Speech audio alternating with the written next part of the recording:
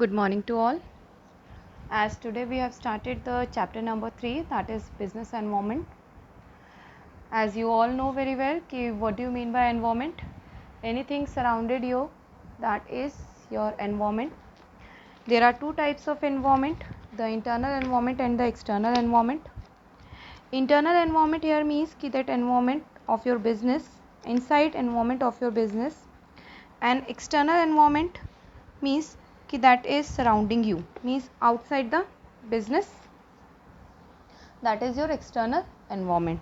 So you can say that business environment refers to the forces, factors, individual, institution which are outside the control of the business enterprise, but these may impact or affect its performance. So this is the term business environment. But one more term is there, that environment scanning. Environment scanning here means to take the complete awareness and understanding of the business environment. Means हमें क्या करना है, business के environment की complete scanning करनी है. Means complete awareness होनी चाहिए, full fledged knowledge of each and everything, either it is related to internal factor or of the external factor. That is the term environment scanning. So some environment forces are there, that is outside the business enterprise, that influence the business. That number one is there, that is increase in taxes by government. Government के क्या होते हैं, taxes बढ़ जाते हैं, ठीक है. या फिर कोई टेक्नोलॉजिकल चेंजेस आ जाए, like changes in fashion, taste of consumer, clear, increase in competition in the market, clear. So these are some of the examples that effect the business environment. Clear बेटा?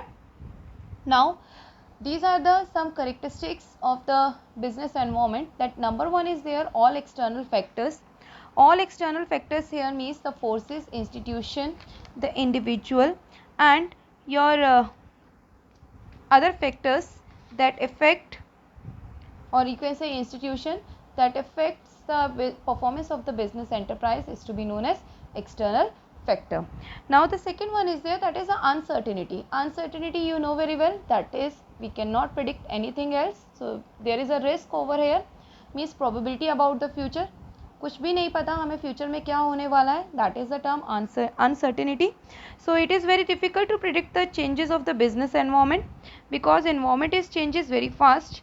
Like for example I have written over here, Maggi example दिया था मैंने, Nestle का class में भी दिया example, कि Nestle company को नहीं पता था कि मैगी जो है एक रात के अंदर, 2 दिन के अंदर जो है पूरा मटेरियल उसका जितनी भी प्रोडक्शन थी करोड़ रुपीज़ का उसे नुकसान हो जाएगा, क्योंकि सिर्फ एक छोटी सी मिस्टेक की वजह से, क्यों उसने एक इंग्रेडिएंट था लेड जो कि ह्यूमन बॉडी को इफेक्ट करता है, और वो उसने अपनी इंग्रेडिएंट में मेंशन नहीं किया था, लेबलिंग ही नहीं की थी. सो इट मीन्स क्या नेस्ले को पता था क्या होने वाला है फ्यूचर में? नहीं पता जी. डिमोनेटाइजेशन का टाइम आया था, उस टाइम में जियो कंपनी ने अपना नया प्रोडक्ट लॉन्च कर दिया था, जियो टेलीकॉम का, जिसमें क्या था कि 500 रुपीज़ में आपको नया फ़ोन मिल रहा है with 3 months connection, 4G connection, और उसमें आपको क्या था कि पुराना कीपैड मोबाइल लेके आना है और नया लेके जाना है, और ओवरऑल आप सारे की सारी फैसिलिटीज़ आपके उसमें थी.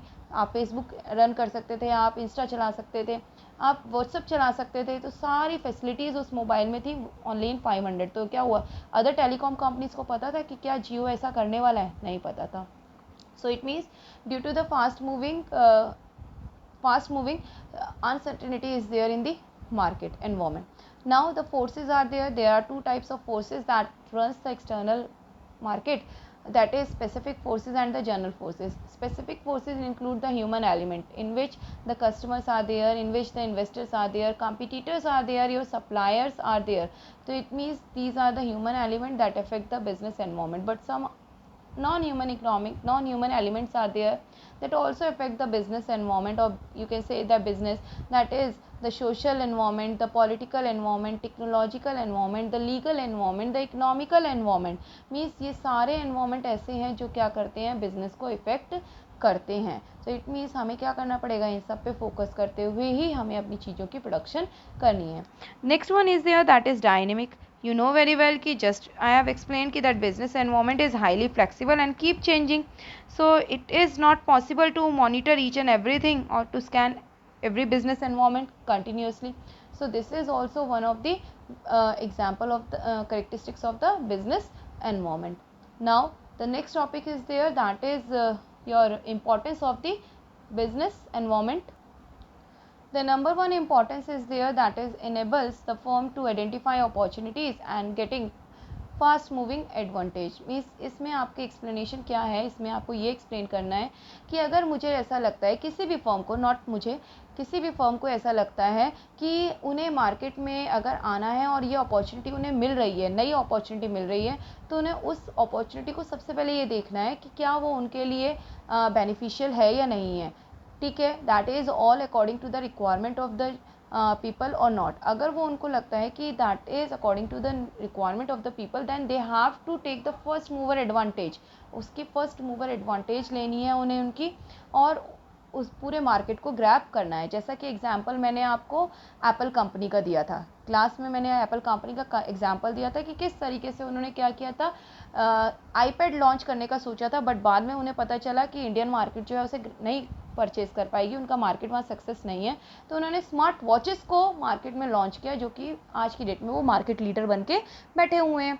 ठीक है, second correct importance is there that helps the firm to identify the threat and early warning signal. कहता है कि अगर आप किसी चीज़ की, किसी मार्केट में सर्वाइव करना चाहते हैं, तो उस टाइम में जैसा आपको दिख रहा है कि मार्केट में दूसरे कॉम्पिटिटर्स मार्केट में आ रहे हैं, तो उनके अकॉर्डिंग ही आपको अर्ली वार्निंग सिग्नल्स मिलने लगते हैं।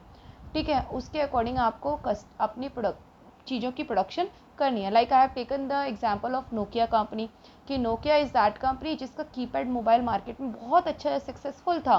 लोग दूसरे मोबाइल को नहीं परचेज करते थे, only they purchase the keypad mobile of the Nokia because that is a rough and tough mobile. Clear, but जैसे ही मार्केट में स्मार्टफोन्स की रिक्वायरमेंट आई, एंड्रॉयड फ़ोन की रिक्वायरमेंट आई, वहाँ पे नोकिया ने अर्ली वार्निंग सिग्नल्स को तो देखा, क्योंकि लोग अब उसकी तरफ रुझान उनका हो रहा था कि now they want to purchase the smartphone.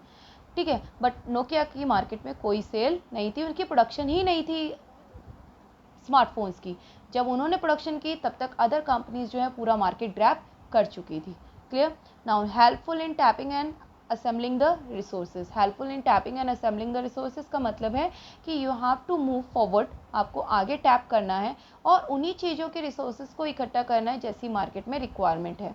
Like मैंने एग्जांपल यहाँ पे आपको shutter TV, then colour TV, then LCD, then LED, then HD TV to smart TV का एग्जांपल दिया था कि आज की डेट में जो मोस्ट प्रोबेबली लोग जो पर्सन है मार्केट में या कस्टमर है, now they want to purchase the HD TV or the last the smart TV. Now they don't want to purchase LED and the LCD or the Korean means other type of colour TV.